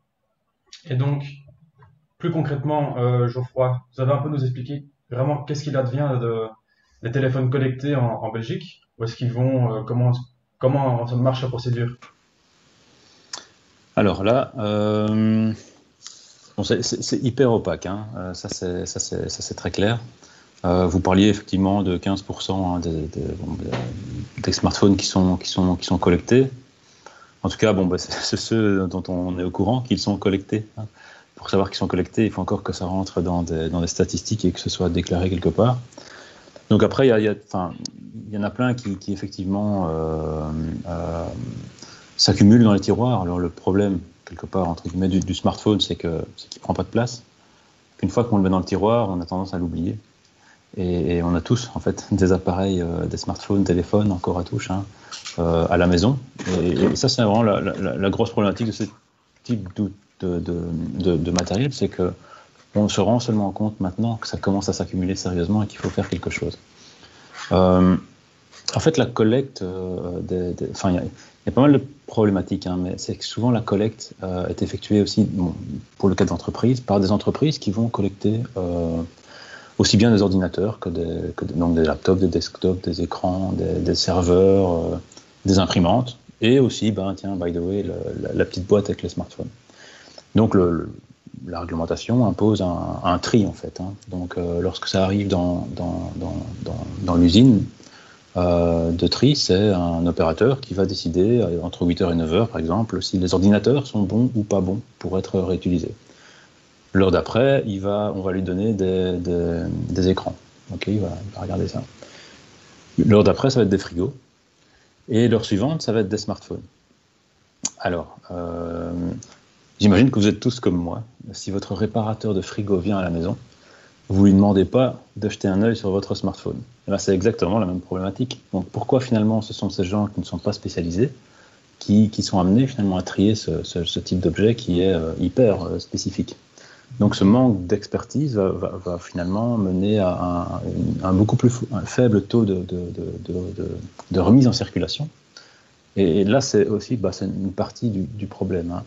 Et puis les réglementations sont aussi faites de telle manière qu'on oblige les gens, les entreprises comme ça qui collectent des gros lots de smartphones dans les entreprises, au même titre que des laptops, etc., à revendre au sein de l'Union européenne.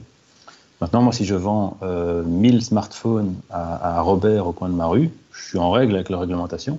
Est-ce qu'on peut parler de traçabilité? Est-ce que Robert achète ça pour lui? J'ai quand même un certain doute. Donc, à partir de là, en fait, on ne sait pas où vont les smartphones. Et là, c'est un problème aussi. Donc, en fait, tout ça est très mal conçu. Et alors, quand on parle d'exportation illégale de smartphones, il faut bien, pour bien visualiser comment ça fonctionne, on est tous au courant, en fait, que les voitures, en fait, les anciennes voitures partent en Afrique. Ce qu'on sait moins, c'est qu'elles partent jamais vides en Afrique. Donc, en fait, elles arrivent typiquement dans les ports africains. Et elles sont généralement remplies, hein, ça peut être des matelas, comme des déchets électroniques, peu importe. Et là-bas, finalement, il est très facile de dire aux douaniers, tiens, $100, et tu n'ouvres pas la voiture, et tu considères que la voiture est le seul bien qui est importé, alors qu'elles sont remplies de matériel potentiellement électronique, qui vont aller finalement joncher les sols parce que ils n'ont pas spécialement les compétences, les outils, etc., pour réparer ce type d'appareil qu'on leur envoie.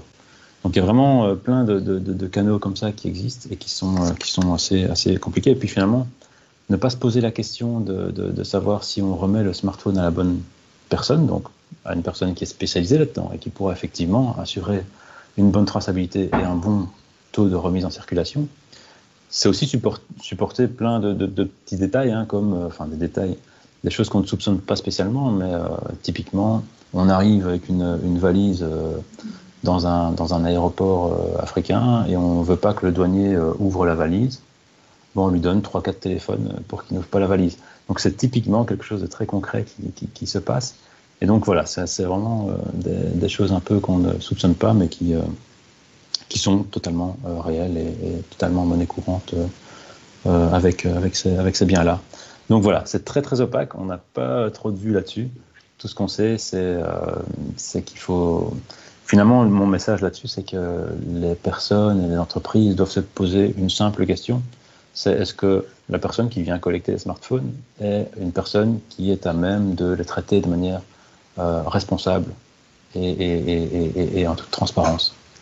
Et les entreprises qui commencent à se poser ces questions-là, ça change beaucoup de choses, mais elles n'ont pas spécialement conscience de cela. Donc voilà, en quelques mots.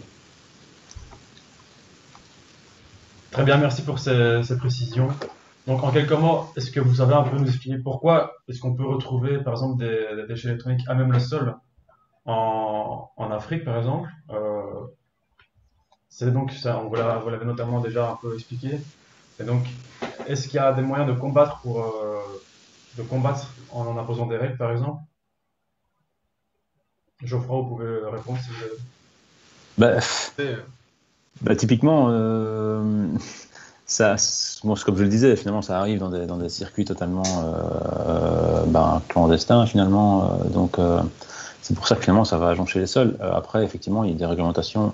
Tant qu'on n'impose pas finalement une traçabilité jusqu'à l'utilisateur final, ça va continuer à se produire, en fait. Et comme je le disais, voilà, il faut une certaine spécialisation pour pouvoir traiter ces matériaux de la manière la plus efficace possible. Donc je pense que une partie de la solution passe par ce genre de choses-là, et on n'est pas encore arrivé à ce stade-là, malheureusement. Ok. Ça va. Maintenant, on va essayer du coup de passer à la dernière partie, donc à la partie vraiment solution, maintenant qu'on a vraiment bien compris le problème.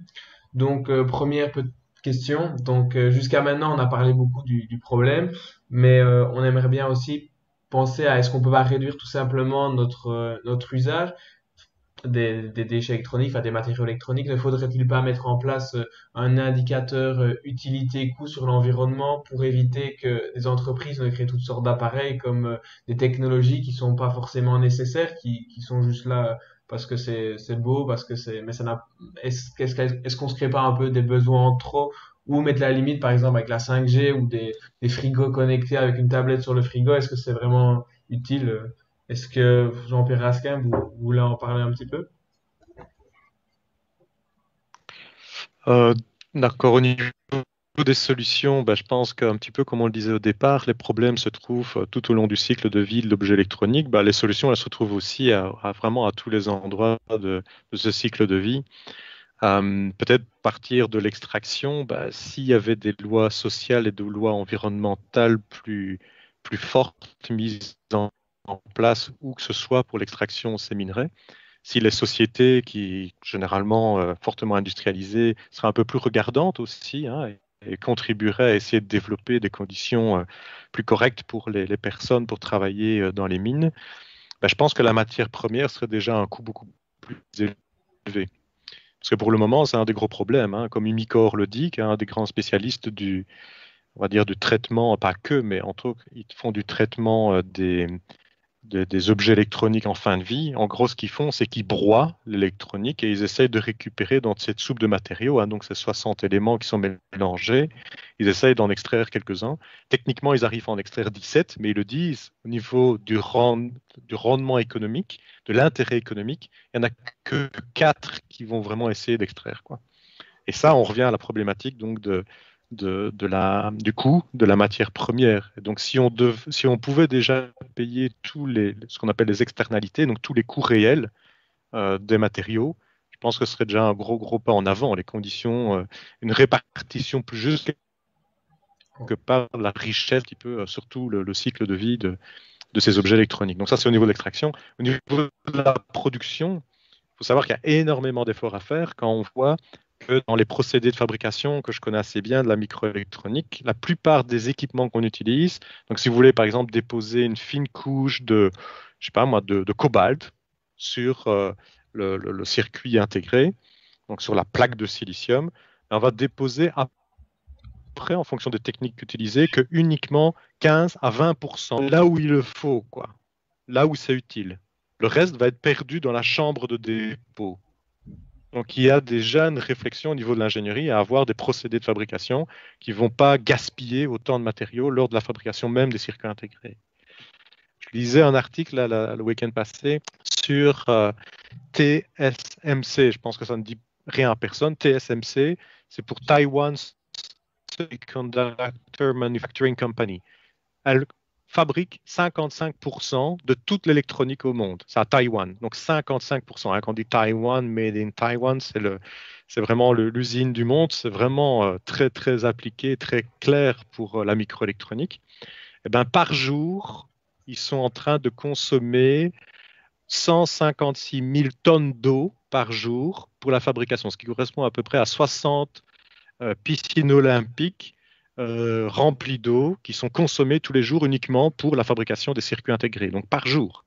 Et maintenant, ils sont face à de gros problèmes de pénurie d'eau. Ils sont dans une période de sécheresse. Ils ont dû arrêter certaines fabrications de circuits intégrés parce qu'ils sont en train d'appauvrir vachement toutes les nappes phréatiques. Donc, un autre élément ici, c'est la concentration. En un seul pays, dans une zone de quelques dizaines de kilomètres carrés, vous avez la production mondiale et donc les problèmes aussi par cette concentration de la production, les problèmes criants sur, par exemple, l'accès à l'eau. Donc, on parle de gaz à effet de serre. Non, ici, on parle de l'accès à l'eau. On a parlé de législation au niveau des solutions. Je pense qu'il y a aussi, en termes de fabrication, on parle d'électronique plus modulaire. Comme je le disais, le recyclage dans la microélectronique, on est face à une soupe de 60 éléments. Donc, techniquement, c'est super compliqué d'aller séparer les éléments. Donc, la meilleure chose qui serait à faire, ça, Geoffroy en parlait un petit peu, il y a un problème déjà de standardisation. Donc, il faudrait qu'on puisse avoir des pièces qui puissent être interchangeables, par exemple, d'un smartphone à l'autre pour pouvoir le réparer. Il faudrait avoir accès au plan. On parle beaucoup de open hardware maintenant et pas que de open software, donc d'avoir de l'information pour la réparabilité des objets. Et donc les standards, et essayer d'avoir une électronique qu'on pourrait appeler modulaire. Donc au lieu de se dire dans la fin de vie de mon premier objet, au lieu de se dire je vais le broyer et puis essayer de récupérer les matériaux, on sait que techniquement ça ne marche pas et économiquement, pour toutes les raisons que j'ai mentionnées, sur les 60, on en récupère péniblement 4. Donc, ce qu'il faudrait essayer de faire, c'est de se dire, un peu comme un puzzle, si vous voulez, où chacun de ces pièces de puzzle pourrait être, à la fin de vie la première vie de l'objet électronique, être retiré. Donc, on retire toutes les pièces du puzzle. Et puis, je peux alors réaliser une autre fonction, un autre objet électronique. Parce qu'il faut quand même le savoir, hein, la microélectronique, si c'est bien designé, normalement, ça a une durée de vie de dizaines d'années. Hein. On n'est pas avec des relais électromécaniques où il y a du frottement, etc. On n'est pas dans la mécanique. On est dans la physique du solide. Généralement, on a une durée de vie extrêmement longue.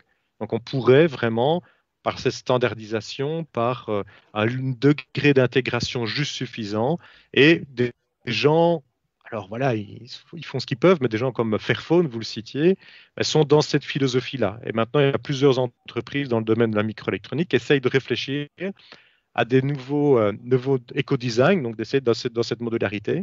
Et je vais terminer en disant peut-être le modèle économique aussi. Donc, on a parlé du législatif. C'est clair que le législatif est un bon levier. On a vu avec succès dans certains domaines ce que le législatif peut apporter. Quand on impose conditions, par exemple, à éviter l'utilisation du plomb, ça marche. L'industrie a changé. Donc la législation, c'est bon, mais le modèle économique, on est dans un modèle économique vraiment linéaire, donc il faut de la circularité, il faut essayer de favoriser la réparation. Enfin, Geoffroy est bien placé par rapport à ça, mais il faut que on parle aussi de l'économie de l'usage, de se dire au lieu que l'industrie vende un équipement et puis qu'il n'en soit plus du tout responsable, c'est qu'il garde la responsabilité de ce qu'il a vendu. Donc, pour y imaginer, Samsung, il vend ses smartphones, mais après, il serait responsable de récupérer ses smartphones pour essayer de valoriser au mieux le smartphone dans une seconde vie. Ça changerait énormément, évidemment, les responsabilités et le positionnement de ces entreprises. Ils ne fabriqueraient plus pour simplement toujours produire de plus en plus, mais ils seraient dans une autre réflexion, à se dire, on va aller vendre non pas à des personnes un smartphone, mais on va vendre de la téléphonie, on va vendre des data, on va vendre un service, et c'est alors de découpler le service de l'utilisation de matériaux et d'énergie. Voilà, il y a plusieurs idées comme ça qui sont testées à différents endroits de manière trop peu ambitieuse, mais il faut savoir qu'il existe des pistes et qu'il existe des possibilités pour améliorer les choses. Hein. Donc, ça, c'est clair. Voilà, peut-être quelques pistes possibles. C'est clair. Et donc, en parlant justement de fin de vie du smartphone, Geoffroy, comment procède un peu votre entreprise par rapport à ça, le reconditionnement? Vous allez en parler un petit peu? Oui, oui, bien sûr. Alors, effectivement, notre grande différence par rapport à tous les acteurs, en fait, hein, qu'on peut retrouver en Belgique dans le secteur de la collecte de ce type d'appareil, c'est deux choses principales, hein. Le fait qu'on est spécialisé en smartphones et tablettes, hein. J'ai un peu illustré ça tout à l'heure avec l'exemple du réparateur de frigo. On a bien compris qu'il ne pouvait rien faire avec le téléphone. Et le fait qu'on intègre aussi la chaîne de valeur localement. C'est-à-dire qu'on est vraiment dans une dynamique où nous collectons nous-mêmes les appareils, nous les traitons nous-mêmes, localement, et nous les remettons finalement en circulation nous-mêmes. Alors ici, je passe un peu les détails, mais bon, on a deux canaux de redistribution. Une partie qu'on revend à l'utilisateur final, donc on sait bien où ça va, avec une garantie donc de 1 an. Et ça permet finalement de financer notre activité. Et une autre partie qu'on redistribue, hein, donc gratuitement via la Croix-Rouge de Belgique notamment, afin de diminuer donc la fracture numérique en Belgique. Et ça, on est vraiment dans une démarche d'économie circulaire et locale. On récupère des pièces en fait sur des appareils qui sont bloqués, hein, sur iCloud, Google, pour en réparer d'autres. Alors ici, effectivement, une pièce d'un iPhone 6 va pas pouvoir aider à réparer un iPhone X, mais au moins, si on a deux modèles équivalents, on peut déjà au moins réparer un appareil avec des pièces qui ont été réutilisées dans un ancien. Et puis cette activité aussi locale permet d'engager, hein, des gens, des jeunes notamment localement, puisqu'on est quand même 10, hein, à l'heure actuelle. Donc voilà un petit peu ce qu'on fait en fait finalement, en quelques mots. Et c'est très difficile, je suppose. Vous avez dit quoi? Vous pouvez prendre deux téléphones et essayer de les réparer pour en faire un nouveau, mais il y a des téléphones, est-ce que c'est vraiment impossible de les réparer? Est-ce qu'il y a vraiment des... Enfin, je sais pas, quand on ouvre ou c'est toujours réparable en prenant d'autres pièces et en réparant? Il y en a qui sont effectivement où c'est beaucoup plus compliqué et surtout c'est onéreux. Puisque il y a toujours il faut pas oublier que voilà, nous on a une entreprise à impact, hein, c'est sûr. Mais après, pour avoir de l'impact, il faut être rentable. Parce que si on n'est pas rentable, on n'a plus d'impact non plus. Donc si demain on ferme, l'impact ferme aussi. Donc il y a cette nécessité aussi de faire attention au coût, hein. Si un écran coûte 60 € mais que le téléphone pourrait être revendu à 80, 60 € plus la main d'œuvre, plus tout le reste, malheureusement on ne peut pas le réparer. Et ça, finalement, aussi, il faut que les gens comprennent que mettre un téléphone dans un tiroir, c'est dommageable, puisque au plus il traîne, au moins on va pouvoir le remettre en circulation, pas seulement parce qu'il sera trop lent, mais aussi parce que ça coûtera trop cher de le remettre en circulation. Donc voilà. On a une question en réaction avec cela. On demande, est-ce qu'on peut réellement faire confiance au téléphone reconditionné? On en attend. Normalement, ouais, ça va revenir, je pense. Il suffit, ouais. Voilà, on y est, je pense. Ouais, donc normalement, ça a repris. C'est bon, c'est reparti. Pablo, peut-être revenir. Du coup, on en était à la question, je sais plus à quel moment on était, mais pour la question des téléphones reconditionnés, est-ce que finalement ça vaut le coup? Est-ce que c'est pas moins bon, on va dire, que le produit d'origine? C'était un peu ça la question en rapport. Non, moi je vais juste clôturer rapidement là-dessus, mais tout dépend de ce qu'on veut faire avec le smartphone. Il y a encore des gens qui achètent un smartphone pour téléphoner, hein. Enfin, c'est pas que pour faire des trucs incroyables non plus, et pour envoyer un message ou pour être sur le groupe WhatsApp de la famille. Donc là, est-ce qu'il faut vraiment acheter le dernier smartphone à 1000 €? Je pense pas. Et donc il y en a vraiment, voilà. Il y a une multitude d'utilisations et le smartphone reconditionné permet vraiment de répondre à tout cela et d'être un excellent deal financier également. Et quelque chose de très qualitatif. Oui, et qui est garanti 1 an en plus. Donc, voilà. Ouais, parfait, super. Comme dernière question? Dernière question, oui, avant de conclure tout ça. On a pas mal de questions dans le chat, mais on n'a pas mal de temps file, donc on va un peu trier. La dernière question pour Géraldine. Précédemment, on a parlé un peu de l'extraction. Et la question était comment on peut éviter de participer indirectement à cette extraction et au minerai de sang, comme on dit. Est-ce qu'il y a des alternatives, comme par exemple le Fairphone qui peut aider? Est-ce que c'est vraiment possible? Oui, Ouais, pardon. oui, d'une certaine manière, même si c'est très lointain, je pense qu'il y a des comportements individuels qui sont chouettes, enfin utiles à adopter pour diminuer cette pression sur les ressources. Le Fairphone, oui, c'est le téléphone a priori le plus éthique, le plus responsable, car bon, sur les 40, 60 extraits de minerais qui le composent, il assure la traçabilité bon, de 4 minerais, donc c'est pas encore tant que ça. Et a priori, je pense que c'est les 4 minerais qu'on appelle justement minerais des conflits, qui sont donc l'étain, le tungstène, le tantal et l'or. Donc eux peuvent garantir, sont en contact avec le site minier en RD Congo où les sites miniers où ces différents minerais sont extraits. Et puis, ils vont poursuivre la transparence quant à la chaîne d'approvisionnement. Ils sont en contact aussi avec leurs fabricants, leurs ateliers de fabrication en Asie du Sud-Est. Et donc, voilà. Donc, qu'ils assurent de rémunérer correctement et qui ont des droits du travail respectés, etc. Donc, et puis, il y a, comme Jean-Pierre le disait, le caractère réparable aussi, le fait que ce téléphone s'inscrive dans une perspective de durabilité et d'appropriation aussi individuelle et qu'on puisse le démonter facilement, etc. Donc oui, ça suit c'est la bonne voie à suivre en termes de nouveaux smartphones, mais je renforce aussi l'idée que acheter de seconde main, c'est éviter d'acheter neuf, c'est éviter aussi cette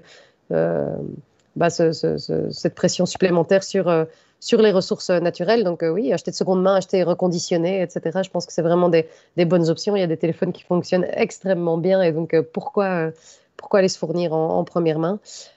Dire aussi peut-être ce qui existe au niveau législatif, au niveau de l'Union européenne dans la lutte contre ces minerais des conflits. Il y a une loi qui a été adoptée en 2017 qui est entrée en vigueur cette année pour obliger en fait les entreprises européennes qui importent des minerais bruts. Donc en fait, elles sont pas non plus si nombreuses parce que on sait que ces minerais bruts, c'est plus justement dans peut-être vers la Chine, etc., qui vont être importés, parce que la Chine qui est un peu l'usine du monde. Mais bon, soit cette loi, elle vise à obliger, je répète, donc les entreprises européennes importatrices de minerais bruts à s'approvisionner de façon responsable dans les zones en conflit. Donc, ces entreprises-là, je crois qu'on en dénombre plus ou moins 400, elles vont devoir faire la transparence sur leur chaîne d'approvisionnement, sur les étapes qui les ont prises. Et s'assurer donc que leurs activités, leurs achats ne permettent pas de financer des groupes armés et donc d'entretenir cette dynamique de conflit. Donc ça, c'est déjà quelque chose de positif. On aurait préféré que ce soit sur tous les acteurs de la chaîne d'approvisionnement, pas seulement les raffineries, les fonderies, mais aussi même les distributeurs, mais il n'en a pas été comme ça. Dire aussi que peut-être au niveau des pratiques qui sont coupables de violation des droits humains de la part des multinationales. Il y a un traité donc, sur les entreprises et les droits humains qui est en négociation actuellement au niveau du Conseil des droits de l'homme de l'ONU et qui viserait à créer un traité international visant à ce que les entreprises multinationales rendent des comptes juridiquement lorsqu'elles se rendent coupables de violation des droits humains. Et puis, plus au niveau national, il y a une proposition de loi sur le devoir de vigilance, donc, ou devoir de diligence, selon comment on l'appelle. C'est aussi pour responsabiliser davantage les entreprises sur les droits humains et aussi la protection de l'environnement. Il y a une loi comme ça qui est passée en France et il y a une proposition de loi qui est actuellement en cours et sur laquelle on s'investit beaucoup aussi ici en Belgique. Ça, c'est une chose, mais plein d'autres idées, mais je ne sais pas si je vais plus loin. Je crois qu'il faudrait généraliser aussi la sobriété numérique et mettre beaucoup plus le sujet sur le devant de la scène. Il y a moyen que le numérique soit beaucoup moins énergivore et il y a énormément de progrès à faire à ce niveau-là. Et quand on voit que la 5G va se déployer, ça n'en suit pas la route et c'est vraiment très, très, très, très dommage. Et puis aussi, une autre manière de concevoir nos technologies. C'est important. Le modèle technologique tel qu'il est, avec toute sa complexité, il n'est pas durable. Et donc, il y a vraiment moyen de faire les choses autrement et d'investir des efforts là-dedans. Je m'arrêterai là peut-être. Petite question sur smartphone. Alors là, il y en a plusieurs. Là, on nous demande, est-ce qu'une marque serait plus verte que ses concurrents? Est-ce qu'on peut peut-être donner des exemples pour les gens s'ils ont envie d'acheter une marque, comme Fairphone, on a déjà cité, mais parce qu'il y en a peut-être d'autres qui sont plus vertes. Et du coup, est-ce qu'il y aurait des moins bons élèves? Je sais pas. C'est peut-être pas une question un peu difficile.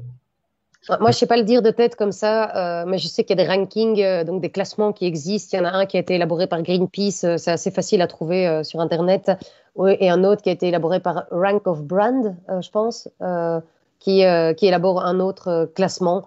Et il y a moyen de voilà, mais je pense qu'on trouve assez vite des réponses. Après, il faut voir un peu qui fournit justement ces classements. Mais ces deux, les deux que je viens de citer, je pense qu'ils sont fiables. À voir jusqu'à quand ils ont été actualisés aussi, c'est une autre question. Ouais. Très bien. Une question? En fait, on a encore pas mal de questions, mais je sais pas si le temps file, j'ai l'impression. Oui. Donc on va quand même peut-être une dernière question vraiment pour la route. On parle de la technologie, elle fait partie du problème, mais est-ce qu'elle peut faire partie de la solution également? Jean-Pierre, vous avez peut-être une idée sur la question? Alors, la technologie et faire partie de la solution, il faut voir ce qu'on entend par là. On entend beaucoup, effectivement, tout ce qui est l'éthique. Ça pourrait optimiser la société dans laquelle on est, pour les transports, pour la production dans les usines, etc., etc., pour la médecine.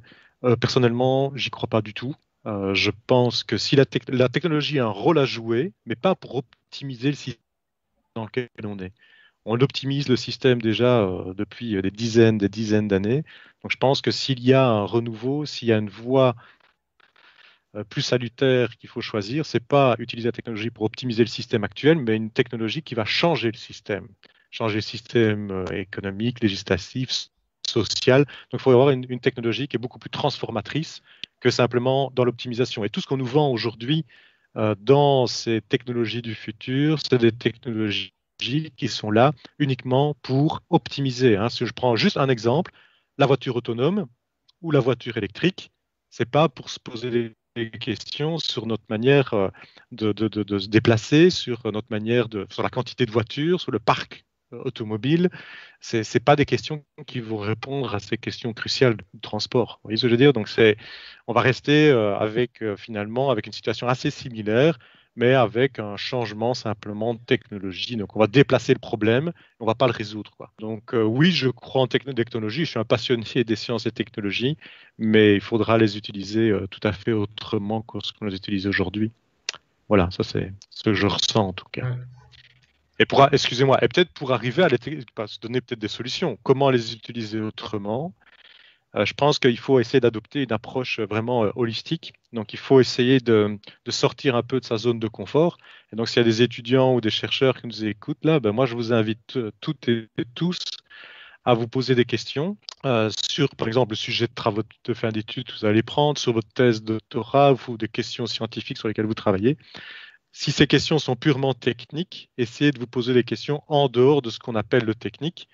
Ça peut être des questions sociales, économiques, environnementales, etc. Pour mieux revenir sur votre question de base, sur votre question technique. Donc, hyper important de sortir la tête du guidon pour se poser des questions et d'être critique par rapport à ce qu'on fait. Si vous travaillez dans l'innovation, posez-vous la question. On se pose toujours la question des gagnants. On se dit, ça va être chouette cette innovation-là, ça va permettre de résoudre ceci, ça va permettre de produire comme cela, etc. Toujours, une innovation, il y a des gagnants, mais il y a des perdants. Essayez d'identifier qui va perdre. Quand vous développez une technologie, qui va perdre? Il faut vraiment se poser la question. Enfin, voilà, pour moi, c'est super important. Et je terminerai avec peut-être l'aspect de l'entrepreneur. Quand vous êtes à l'université ou peu importe où, mais on vous incite à valoriser votre recherche ou en tant qu'ingénieur, on va vous dire vous pouvez créer votre propre business. Et puis, alors, on va vous demander de remplir un business canvas. Vous voyez, un business canvas, on vous pose des questions, quel va être le retour sur investissement, etc. Où sont les fournisseurs, où sont ceci, les partenaires possibles, quels sont vos coûts, etc. Sachez qu'il existe une littérature, donc il existe des outils qui sont développés, Il y a le business Canva, très bien, c'est le côté économique qu'il faut interroger et c'est très important, mais il y a aussi des business Canva pour des questions écologiques. Il y a aussi des business Canva pour les questions sociales. Voilà, pour ceux que ça intéresse, je pourrais partager des références, mais c'est super intéressant. C'est vraiment exactement le même tableau, mais on remplace les questions qui sont purement économiques aujourd'hui. Et il y a des actions très simples. La région wallonne ou des pouvoirs publics qui financent, ou les banques qui financent comme ça des projets d'entrepreneurs pourraient exiger non pas uniquement le business Canva purement économique, mais aussi un business Canva environnemental et social. Il y a des actions qui peuvent être prises, les outils sont là, après il faut une volonté, quoi. Voilà. Ouais, vous parliez, Je voulais merci. peut-être dire. Vous parlez de partager les références aussi. On nous a demandé aussi si vous pouvez partager vos slides après la conférence. Donc, si vous savez, enfin, si vous voulez bien, vous les envoyez comme ça, on les partagera aux quelques personnes qui aimeraient bien les Sur la voir. page Facebook. Sur la page Facebook. Ouais. Donc ça, Avec plaisir. après, très bien. Ouais. Et du coup, on va doucement conclure et demander à chacun, du coup, un petit conseil pratique. Enfin, Jean-Pierre, vous en avez déjà parlé un peu d'en réfléchir pour les étudiants et tout ça, mais vraiment quelque chose qu'on peut faire dans la vie de tous les jours pour diminuer notre impact sur les déchets, voire ramener un point positif, quoi, à ce niveau-là. Est-ce que Geoffroy, vous voulez commencer? Oui, alors pour le cas spécifique des smartphones, bon, il y a plein de petites choses à faire, hein, comme je l'avais déjà dit, hein, protéger son smartphone avec une coque, avec un film de protection sur l'écran, parce que finalement, ça permettra d'allonger sa durée de vie de manière considérable, et c'est très simple à faire. Déjà commencer par aller voir ce qui se trouve dans les tiroirs aussi. Donc ce sont de tout petits gestes très simples qui font vraiment toute la différence en fait. C'est sûr. Géraldine, vous voulez poursuivre? Oui, je pense qu'il y a beaucoup de choses qui ont déjà été dites. Donc j'ai là comme ça pas tant de choses qui me viennent. Je sais pas, je pensais à vraiment, quand on parlait technologie juste avant, je pensais à une lecture utile et enrichissante qui est L'âge des low-tech de Philip Biwix, si on s'intéresse plutôt à ces questions-là et à un autre modèle technologique. Je conseille vraiment cette lecture et d'ailleurs on l'aura en conférence le 24 mai chez Justice et Paix. N'hésitez pas à nous suivre aussi si vous vous intéressez à ces questions-là et on est vraiment disponible. Voilà, en fait, c'est ça mon message peut-être de fin, c'est parler de mon organisation et dire qu'on est disponible pour des formations pour les étudiants aussi sur ces sujets-là et d'autres également. Et on produit pas mal d'analyses, donc d'articles qui ont trait à ces sujets de près ou de loin. Donc n'hésitez pas à nous suivre et merci beaucoup. C'est gentil, merci. C'est gentil. Et pour finir, Jean-Pierre? Un mot de la fin? Non. Ouais, déjà les petits conseils. Le petit conseil, Ouais. pour conclure. Petit conseil. Ben voilà, j'ai déjà un peu à mentionner pour les étudiants, pour les chercheurs, pour les entrepreneurs. Donc, d'utiliser les outils, sortir de sa zone de confort, se poser des questions, ne pas avoir peur du débat. Je pense pour être très positif, pour être positif, pour être, je pense, objectif, je pense qu'on a tout ce qu'il faut pour aller de l'avant, pour choisir d'autres directions. Et si on n'y arrive pas, c'est pas grave. On va aller dans le mur, on va se prendre une bonne pelletée. Mais après, il faudra quand même reconstruire ou construire quelque chose. Il faudra venir avec de l'alternative. Donc, autant s'y préparer en avance de phase. Je pense qu'aujourd'hui, il y a certainement beaucoup d'étudiants et d'étudiantes en jeune âge.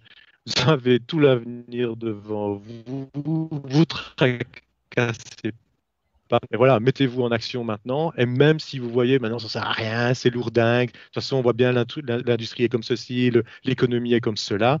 Vous n'avez pas tort, Vous n'avez pas tort, c'est énorme, mais préparons les choses et puis allons-y avec pleine conscience, quoi. Même si si on se casse la figure, on sera ensemble et en pleine conscience et ça, on sera dans le réconfort, quoi. Donc voilà, plein de choses à faire.